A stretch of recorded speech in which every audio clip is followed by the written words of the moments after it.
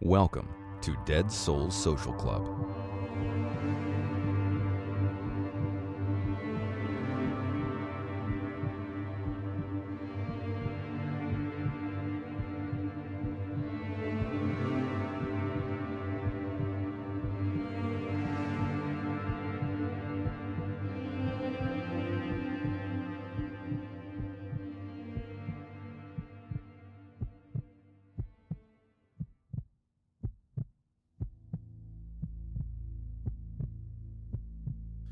If you enjoy our show and you find our research interesting, please leave us a 5-star review on your chosen podcast platform. Something that small really does go a long way in helping us out. You can find more about us and the research that we do by heading over to Instagram and searching our name. As always, thank you so much for joining us tonight. When I discussed wanting to put an episode together about tonight's subject with my team, they looked at me like I had two heads. I can understand that entirely. Both of the people who contribute to this show are all scientifically trained at university level, so I can appreciate their analytical and factual viewpoints. But let's be honest here, this isn't our first rodeo into fringe subjects. But for the most part, this does mean that I'm riding solo with tonight's episode. Tonight we are going to delve into the world of precognition. Officially, the definition of precognition is the phenomenon of psychical seeing, also known as being able to predict future events. Many people have been well known throughout history as being able to see future events, such as Edgar Cayce, Uri Geller, George King, Daniel Douglas Home, and of course Nostradamus. These individuals and many others who claim to have these abilities may also claim to be able to speak with the dead, amongst other paranormal mind powers that they have either developed or claim to have been born with. Whilst I appreciate that opinions are mixed regarding some of these individuals, and also the powers that they claim to possess, there are also many people out there that firmly believe in this phenomena, and those that practice it. A United States survey of the beliefs of the general population in 2005, conducted by the Gallup organization, found that 41% of people believed in extrasensory perception, precognition, and psychic mediums. A further 26% believed in clairvoyance and telepathy. A similar YouGov poll in the United Kingdom in 2011 found that 24% of the British public believe in psychic powers, precognition, and telepathy. Make no mistake that there is no widely accepted scientific evidence that support the existence of precognition, a real effect phenomena. In fact, in the scientific community, it is widely considered to be pseudoscience. Precognition, in theory, would directly violate the principles of causality, or that an effect or outcome cannot occur prior to its cause. But that said, science and all the proven or observed laws of physics can also not disprove the phenomena exists. There has been a wide belief and interest in precognition throughout history, although many religions lean toward it being a heretic phenomena or product of witchcraft. As I stated, despite there being no current scientific evidence to support the phenomenon's existence, though many people believe it to be real, and it is still widely reported, studied, and researched, with ongoing debate and discussion throughout the parapsychology community. For a phenomenon that scientists will completely dismiss, there is an awful lot of reputable research facilities, laboratories, and institutions that invest time, money, and respected expertise in investigation into the subject. With the accepted scientific viewpoint being that we only know a small fraction of information about the human brain's capabilities and attributes, it seems premature to completely dismiss something that hasn't fully been examined and resulted in its entirety. What do you think? The first ongoing structured and documented research program into precognition was conducted by Joseph Banks Rhine and his wife Louisa E. Rhine in the 1930s. At Duke University's Parapsychology Laboratory. Duke University maintains a parapsychology research laboratory to this day. In 1969, Helmut Schmidt conducted precognition research at the Princeton Engineering Anomalies Lab. Schmidt was the first scientist to introduce REG, or random event generators, to experiment with the phenomena. Dr. Daryl Bem, a professor emeritus of parapsychology at Cornell University, published research findings showing statistical evidence for the existence of precognition in the Journal of Personality and Social Psychology.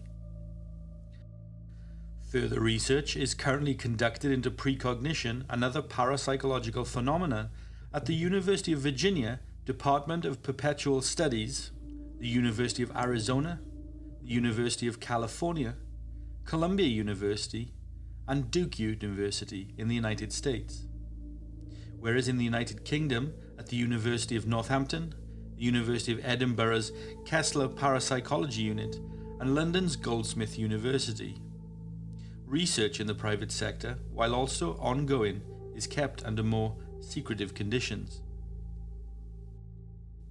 The UK-based and world-renowned Independent Psychology for Psychical Research proposed 5 minimal criteria that needed to be met before an account of precognitive phenomenon could be verified and regarded as credible.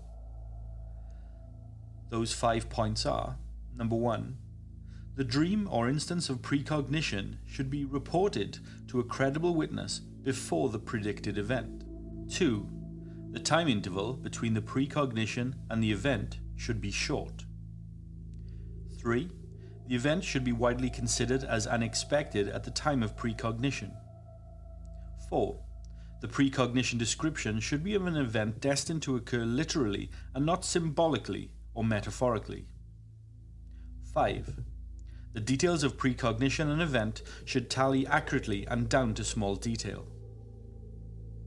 These 5 parameters were introduced by the Society in 1965 and have since been accepted and considered to be the gold standard by scientists and researchers who investigate the phenomenon.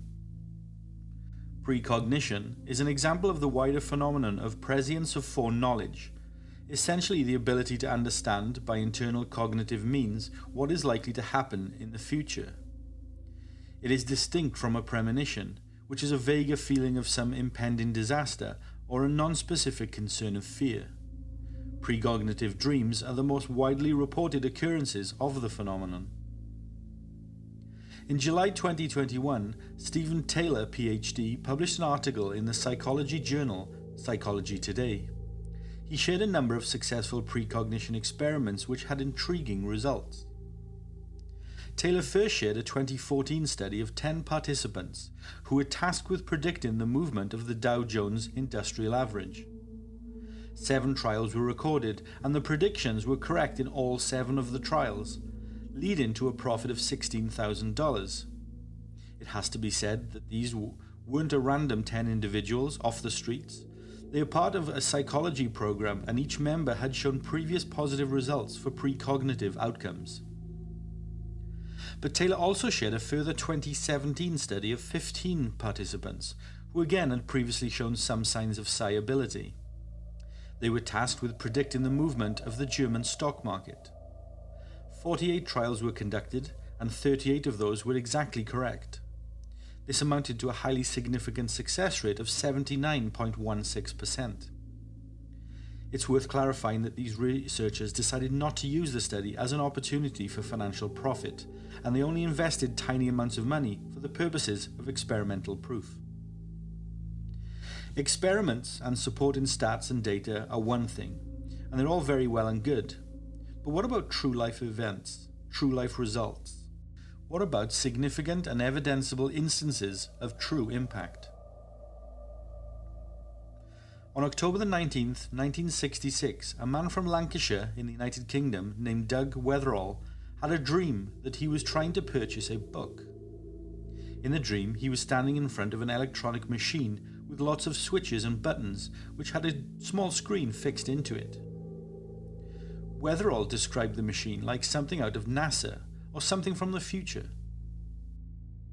Bear in mind that this was several decades before the personal computer became an everyday item for many. In the dream, Weatherall states he wasn't quite sure what the machine actually did. It was just stood there, as tall as me. He remembers the machine being outdoors, like on a grassy hill, further perplexing him as he had no idea how the machine was powered. Weatherall has stated that he wasn't much of a dreamer, and on the rare occasion when he did have a dream, they were fairly mundane in nature and nothing memorable. But this particular dream stood out to him. It was the most vivid and strangest thing that had ever come out of his subconscious. So much so that when he woke up in the morning after the dream, he wrote down what had happened and shared it with his wife and brother-in-law, who both agreed with him that it was strange, though nothing much else was thought of it at the time. What also occurred in the dream, after Doug had approached the machine with all the switches and buttons, was that the screen lit up. It was dark before, but it seemed to activate when he walked close towards it. On the screen, Weatherall could make out individual letters that appeared one by one across the center of the screen. A, B, E, R, F, A, N. After the last letter had appeared, the whole word flashed slowly. The word made absolutely no sense to him, and he didn't even think it was a word at all. It certainly didn't spell anything in the English language that he had heard of. Regardless, it all went over his head, and it was shared with his wife and brother-in-law, who seemingly shrugged it off. On October the 20th, 1966, a young Welsh boy named Paul Davis from a small village in Merthyr Tydfil drew a picture while in school. The picture was of people digging into a hillside with women gathered around crying. Above it, he wrote the words, "The End," in blood-red lettering. Paul's teacher shared the picture with his mother, who found it quite strange. Paul didn't know why he had drawn it, other than to say, quote, "I just drew what I was thinking." You see, 2 weeks before, a girl named Errol May Jones, who was from the same village as Davis, had randomly told her mother that she was, quote, "I'm okay and I'm not afraid to die." Comments then came out of nowhere and was something that made no sense at the time. Jones's mother asked why she said what she had said, and she replied that it was something that she just felt and she needed to tell her mother. On the same night that Paul Davis would have his own feelings of foreboding and dreams of death, Jones had a dream that she had gone to school only to discover that it was no longer there because, quote, "something black had come down all over it," unquote. Jones's mother, father, and church minister all wrote specific and detailed statements of what Errol May said and had dreamed. All three would later log and write down in sworn legal documents to confirm what they had been told by Errol May. The reason why Errol May's dream and comments and Paul Davis's drawing and following dream were logged with supporting statements and taken so seriously was because the next day, on October the 21st, 1966, both children would be found dead. They would be buried underneath thousands of tons of coal slurry that had slid down the mountainside and engulfed their school during the Aberfan disaster in South Wales. For those of you who are unfamiliar with the heartbreaking and utterly tragic events surrounding the Aberfan disaster, it was the catastrophic collapse of a colliery spoil tip on the 21st of October 1966. The tip, essentially a huge mountain of dirt and rock that had been removed from local coal mines and dumped high up on a mountainside, had been created on a slope high above the Welsh village of Aberfan, near the town of Merthyr Tydfil in South Wales. What the workers who removed the dirt and muck and placed it atop the mountain didn't realise, or bother to check, was that the soil was placed over a natural spring. With heavy rain in the weeks prior to the disaster, a buildup of water within the tip from the spring below caused the huge tip to suddenly slide downhill as a wild slurry. Thousands of tons of soil, dirt and rock poured out of control down a hillside like a huge avalanche.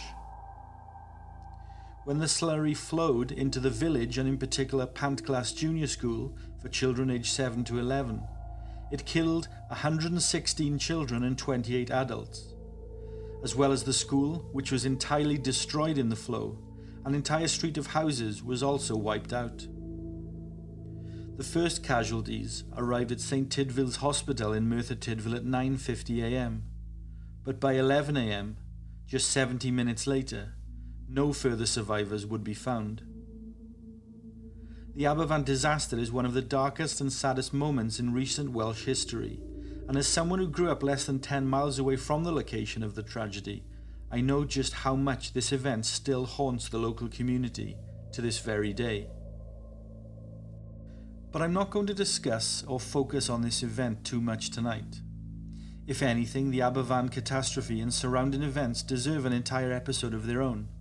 And maybe, if you guys want to hear it, I can look to put that episode together in the near future, in as respectful a way as possible, of course. Reach out and let me know if you'd like to hear that episode.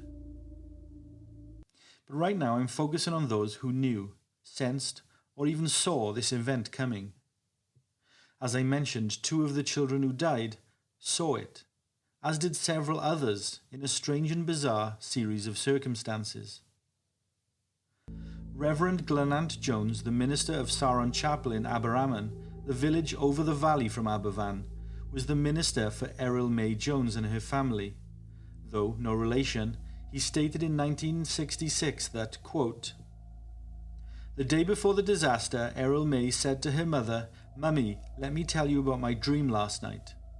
Her mother answered gently, 'Darling, I have no time. Tell me again later.' But the child replied insistently, 'No, Mummy, you must listen. I dreamt I went to school and there was no school there. Something black had come down all over it.'" Unquote. The Reverend Glenant Jones was said to be extremely shaken up by this fact at the time. Just 13 months later, in Point Pleasant, West Virginia in the United States, the Mothman sightings and their associated premonitions occurred, again, in a small mining town that would face its own disaster soon after. It would echo many of the same features as the Aberfan mining disaster. But what are the Mothman sightings? Well, let's first talk about the Silver Bridge. The Silver Bridge was a suspension bridge that had been constructed in 1928 to carry Route 35 over the Ohio River and to connect Point Pleasant, West Virginia, to Gallipolis in Ohio. On December the 15th, 1967, the Silver Bridge, or the Point Pleasant Bridge depending on who you speak to, collapsed during heavy rush hour traffic. It was a horrific and tragic disaster which claimed the lives of 46 people. The bodies of 2 of those who perished, Kathy Byers and Maxine Turner, would never be found. But what does that have to do with a Mothman?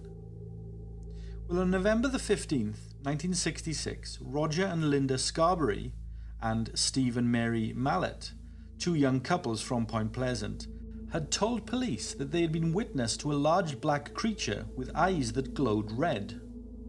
It resembled something that was half man and half moth in appearance. The creature had been seen standing at the side of the road near the site of a former wartime munitions plant. Linda Scarberry said it was about 7 feet tall, very muscular, and had white wings, whilst the rest of the creature was entirely black. The witnesses were incredibly distressed and left the area quickly out of fear. But they reported that the creature flew after their car, making a high-pitched screeching sound and pursuing them as far as the Point Pleasant city limits. Over the next few days, many more people in the town of Point Pleasant reported sightings of the same creature. In fact, there were over 100 sightings in the following 4 weeks. 2 volunteer firemen who saw it said it looked like a huge bird with red eyes and a man's body. The Mason County Sheriff, George Johnson, dismissed the sightings as nothing more than people seeing a, quote, large heron in the area.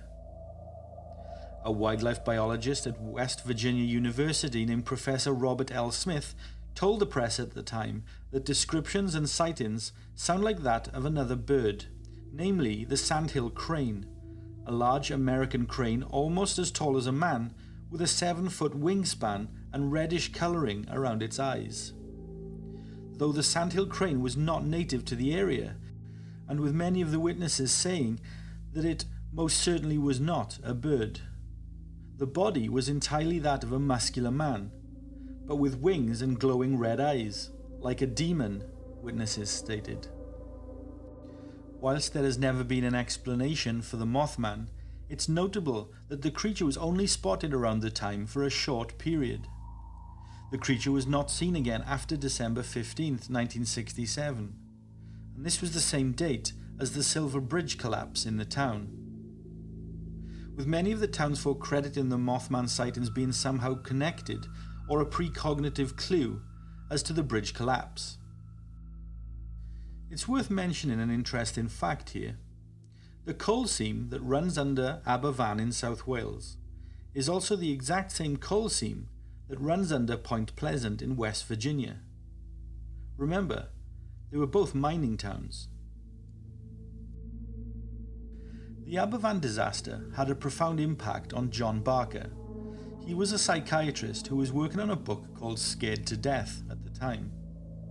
The idea behind the book was that hearing a premonition of one's death may result in deep fear, which could affect the body's immune system and lead to death, something he referred to as voodoo deaths. This concept, combined with the stories of foreboding that he had heard reported from Aberfan, led Barker to establish an organization named the Premonitions Bureau. It sounds like something out of a movie. But the Bureau wasn't as jazzy as the name suggests, however. They collected, catalogued and conducted research to verify predictions and precognitions before the catastrophic events that they predicted occurred. So it was entirely scientific and research-based. Although Barker did have a grand hope that his research could eventually lead to preventing such events, which may have been a stretch. Barker echoed a gentleman with a similar interest over in Point Pleasant, namely John Keel, a journalist and investigator who became obsessed with the Mothman event and eventually wrote a well-received book on the subject. Also, yes, Richard Gere plays him in that movie about him. Anyway, back to the Premonitions Bureau. They advertised in several national UK newspapers, stating that they were looking for anyone who had experienced a premonition of the Aberfan disaster prior to the event to get in contact with them. As it transpired, several hundred members of the public got in touch, and after some filtering of the applicants, they narrowed their focus to 67 individuals who they would maintain close contact with in order to collect premonitions. These 67 people demonstrated regularly consistent and a high success rate for making precognitive predictions, and the Bureau quickly began to amass numerous volumes of data. For instance, Alan Henshaw, a telephone switchboard operator from Basingstoke in England, predicted on August 1, 1985 that there would soon be a plane crash. The number 123 would be significant about the flight, but the fatalities would be around 520 people, he said. Just 11 days later, Japan Airlines Flight 123 crashed around 62 miles west of Tokyo. 15 crew members and 505 passengers would die in the disaster. 520 people overall. Whilst this could be considered a significant hit, the overall achievement rate of the Bureau was not so impressive on average. Of 723 predictions, which were logged during its years of operation, only 18 could be considered successful. Still, 18 is nothing to be sniffed at, especially when you consider that those 18 predictions in particular were incredibly detailed, and 12 of which were from just 2 individuals. The same 2 individuals having no misses with any of their precognitive predictions. Alan Henshaw and Kathleen Lorna Middleton, who was a music teacher from London, who consistently foretold future events with uncanny precision.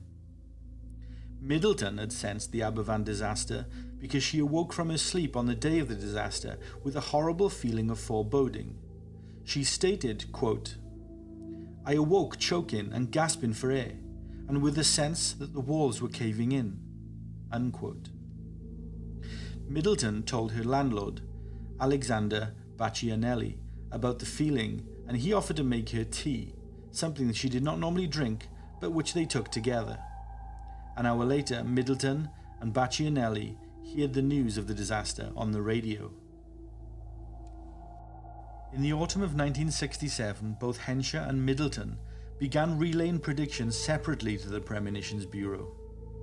They were both relaying precognitive premonitions of a railway disaster on a train line leading into London. Neither Hensher nor Middleton were in communication with each other or knew of each other's existence. Yet they were reporting the same details at the same time. Middleton claimed to envision a crowd gathered on a railway platform with the words, quote, "Charing Cross 49, coming to her mind. Tragically, just 4 days later, a passenger train from Hastings travelling to Charing Cross was derailed while heading to the station, resulting in the loss of 49 lives. All of these premonitions were recorded and time-stamped before the events occurred. On April the 23rd, 1967, Middleton claimed to the Premonitions Bureau that she had a vision of a spaceman who was petrified, terrified, and frightened. The following day, the Soviet cosmonaut Vladimir Komarov died while returning from space. The death of Komarov was not known in the West due to Soviet secrecy, and the Western public did not hear the news until several months later. Additionally, and rather ominously, Middleton began to receive powerful images of Robert Kennedy in the spring of 1968. Quote, "The word assassination continues to run through my mind. I cannot disconnect it from Robert Kennedy," unquote. Middleton said this to Barker on March the 11th, 1968. On June the 4th, Middleton frantically called the Premonitions Bureau 3 times about her increasingly strong visions and in a desperate attempt to save the young senator's life. Robert Kennedy died 2 days later, after being shot the day after Middleton's warnings. John Barker, who had founded the Premonitions Bureau, died of a brain hemorrhage on August the 18th, 1968, following which the Bureau was dissolved. Whilst the Bureau had sadly come to an end, Middleton still quietly conducted her precognitive efforts and logged her own premonitions over the years. Middleton didn't seek fame or fortune from her abilities, nor did she apply herself to be studied like a lab rat. In later life, through her dance academy, she befriended one of the older clients by the name of Christine McCarthy.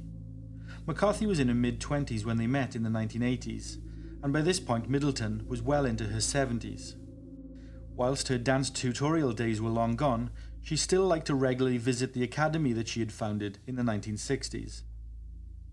McCarthy and Middleton shared a bond, however, with McCarthy telling Middleton in confidence that she thought she was able to predict things much as Middleton had done before her. And in Middleton's final years, both her and McCarthy spent a huge amount of time together, sharing their skills and abilities, again, between the two of them, but not for financial gain, publicity, or celebrity. Throughout the 1990s and 2000s, McCarthy successfully, accurately, and with precise details predicted the 1998 Omar bombing by the IRA, the 1999 Ladbroke Grove rail crash, the London nail bombings in 1999, for which she shared valuable information with the Metropolitan Police, which turned out to be entirely accurate once the perpetrator, David Copeland, was apprehended, and the 2005 South Wales E. coli 0157 outbreak, in which 1 person died and 31 people were hospitalised. McCarthy, who is a care worker by profession and lives in Cardiff in South Wales, has logged around 400 precognitions over the last 35 years. She claims to have a success rate of around 68%, which means that of the 400 predictions that she has made, 272 are accurate predictions. So, all of these claims aside, I appreciate that a lot, if not the vast majority of the information here, is almost impossible to independently verify. We can't go back in time to guarantee that all the predictions were made before the events, after all. So despite its limitations, the Premonitions Bureau serves as a reminder, if nothing else, of a human desire to understand the unknown and to protect ourselves from the unpredictable. The research conducted by the Bureau was passed on to Cambridge University after Barker died, where all of the mysterious details can be accessed and read to this day. Barker was only 42 when he died, and one has to wonder how far into the mystery he might have gotten if he had been able to carry out the work for another decade or two. Research into precognitive events has always been a source of controversy, and I don't think that will change anytime soon. But I will end on this little story. You will recall that I said that Christine McCarthy now resides in Cardiff in South Wales. Well, yep, that's my home city. So I tracked her down and reached out to her in the hope that she might speak with me. McCarthy is now an active member of the Spiritualist National Union, although she is known by her married name these days.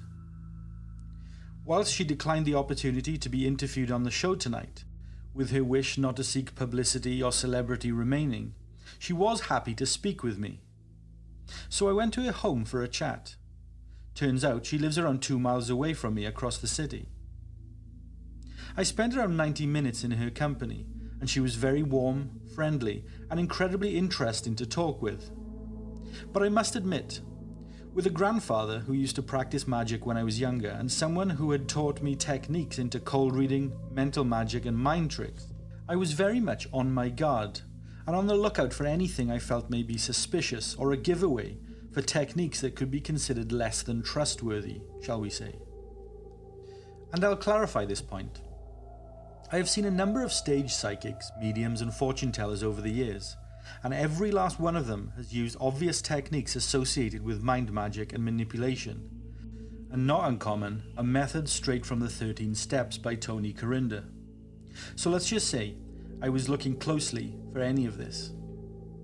Though, with that said, I was not there to have my fortune read or anything corny like that. I simply wanted to ask her about the history of precognition and her time with Middleton. Christine, completely offhand and casually, confirmed a lot that I had read about her, and she shared some really amazing stories and pieces of information. Easily enough for me to fill a full episode of this show on their own. But the one thing I'm going to end tonight's episode on, the simplest thing of all that she said to me, had possibly the most impact. While talking about her past, she asked what I did for a living, what my interests were, and so on. She said that she could immediately tell that I had a scientific and analytical mind, and it was clear that I was immensely skeptical. She was right. I was, and I still am. She said that ultimately, people who want to believe the things that she tells them will do so without question. For many, it's about faith. For others, she says, for skeptics like you, well, they will never believe that what I do is genuine, and they will always look for ways to disbelieve me. This is very true. Those who wish to disprove can always rely on Occam's razor, especially in light of a phenomenon that has absolutely no hard scientific evidence to support its existence. As I stood to leave, shook her hand and thanked her for her time, she took my hand into hers and said, quote, "Your Aunt Rita and her friend Jennifer also experienced the same thing as you did when you were 11, you know. I know it had an impact on you and changed you in many ways, but Rita was unaffected and shrugged it off. Mitzi, not so much, and she was highly upset. So much so that she couldn't go and see Black Sabbath in the Capitol Theatre that night with Rita." I withdrew my hand, fairly surprised. At face value, this comment seemed like two things to me. One, a random set of information that really doesn't mean anything and could be dismissed as rubbish spoken by a fortune teller. Or two, it could have been an attempt to manipulate or convince me of her paranormal abilities. As I said, I pulled my hand away from McCarthy. She smiled back and said nothing else. She had an empathetic look on her face. But I turned and left, thanked her again, and headed to the car. I suppose now is as good a time as any to tell you that when I was 11 years old, 2 friends and I discovered a dead body in the woods behind my house. He was a male of around 40 years old, who had decided to end his own life by hanging from a tree. I found out from police later that he'd been hanging there for over a week. At the time, this incident had a huge impact on young me. I received therapy as the image was burned into my mind and caused me the most horrific nightmares. But I came out the other side with an intense interest in death, the dead, the process of death, and pretty much a lot of what you hear about on this show. It was absolutely the thing that happened to me when I was 11 that McCarthy was referring to. Nothing much else of interest happened that year for me. My Aunt Rita is in her 60s now. She's great. She has a wicked sense of humour and is so friendly and the most caring individual. I adore Rita more than you can imagine. So I gave her a call when I got home and told her what McCarthy had said to me. There was silence down the phone for a short while, before my aunt replied, "Oh, I see, love. That's really weird, isn't it?" I paused, expecting a little more. But I said, "Yeah, it's strange and all that, but does it mean anything to you?" There was again a pause. "Come up tomorrow night and I'll get the old photos out of the attic for us to take a look at. They might help us jog some old memories." I wasn't quite sure what she meant, but knowing her my whole life, and as well as I did, I was aware that she knew perfectly well what these comments meant. So I was really keen to head over to her house the next night. I was spooked a little bit by why she wouldn't tell me just there and then over the phone, however. But the next night I headed up to see my Aunt Rita. She lives about 30 miles away from me in a small Welsh valley town. She had already made tea and food for us both to eat, and as promised, she had her old box of family photos out on the kitchen top when I arrived. There were a few photographs already pulled out and sat in a neat pile next to the box. "Why did you even go and see a psychic?" she asked. "I didn't think you believed in any of that stuff. You were too much like your grandfather." She was right. I didn't believe in psychics, mediums, and dime store frauds that peddle this kind of manipulative shit. But I explained who McCarthy was, what her background was, and what I had been researching for this episode. My Aunt Rita is so special to me. She's an old school hippie type. Her house is full of plants, books, incense, Buddha statues, Eastern furniture. You get the vibe. So what I told her, she took straight to heart. Mitzi, she said, was a nickname that I had for Jennifer, her best friend at the time. I was the only person who called her Mitzi, and it all stemmed from me being at her house when her mother called her one day. She had called her and said, "Hey Missy, come down here please." She was in trouble for leaving lots of baking utensils and trays in the kitchen and not clearing up after herself after baking cakes, I think. I thought her mother had called her Mitzi, and we laughed about my mishearing, but it stuck with me as I thought it was cute, and I called her that for a few years. But I was the only person who called her that, and I'm not sure that anyone else even knew that I had that nickname for her. This story interested me.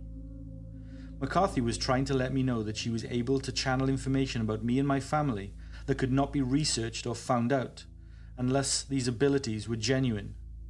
I knew where this was going. My aunt went on. In 1977, me and Mitzi had tickets to see Black Sabbath in the Capitol Theatre in Cardiff, but at the last minute, Mitzi pulled out and couldn't go, so I ended up going with Carol. That's my other aunt, her older sister. "Why couldn't Mitzi go in the end?" I asked. "Well, earlier that day, we were shopping for things to wear to the concert that night, and we saw an old man get run over by a car. It was horrible. The car hit him so far down the road, and he flailed like a rag doll until he didn't. It was obvious he was dead straight away. He was limp, blue, and laying in a pool of blood. The car must have been going about 40 to 50 miles per hour when it hit him. It hit its brakes, and there was screeching, but the loudest bang when it hit the gentleman. I thought it was awful, and I was a bit teary-eyed over it. But Mitzi, well, it really freaked her out. She was so upset. She wasn't right for months after that. That's what the woman meant when she said Mitzi and I had also experienced the same thing as you did when you were 11. I had never met Rita's friend Mitzi. She had died, my aunt said, in 1983, a few years later, from leukemia. It was all so sad, my aunt went on, but I haven't really spoken to anyone about her, about that car crash, or about how it affected her, since around the time that it happened, I suppose.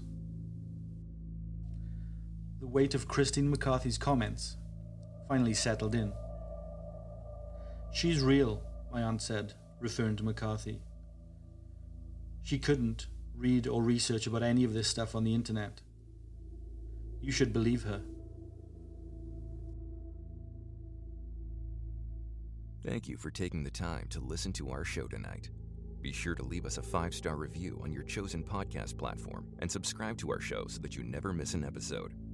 Our shows aren't sponsored by any company or corporation, so any support you can give us goes a long way in supporting the work that we do. From all of us here at Dead Souls, sleep tight.